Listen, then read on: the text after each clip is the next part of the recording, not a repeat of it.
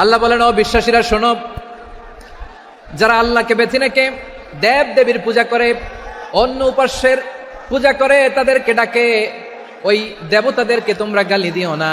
যদি ওই দেবতাদেরকে গালি দাও তাহলে ভুলবশত, শত্রুতাবশত তারা তোমাদের রব আল্লাহকে গালি দেবে, ঠিক কিনা? তোমরা যদি তাদের দেবতাদের গালি দাও, ওরা রেগে তোমার আল্লাহরে গালি দিবে, তাহলে আল্লাহরে গালি খাওয়ানোর কারণ হয়ে গেলাম আমি, ঠিক কিনা বলেন?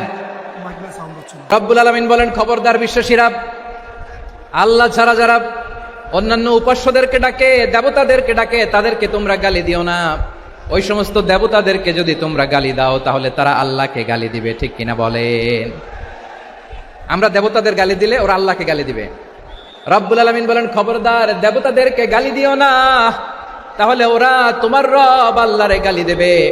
প্রতিটি জাতির জন্য তাদের কাজকে আমি আল্লাহ সুশোভিত করে রেখেছি, তারা সবাই একদিন আমার কাছেই ফিরে আসবে। এরপর আমি রব্বুল আলামিন তাদের আমলনামা তাদেরকে জানিয়ে দেব। সুবহানাল্লাহ পড়ে। প্রিয় ভাইরা, আল্লাহ তাআলা বলেছেন, খবরদার গালি দিও না।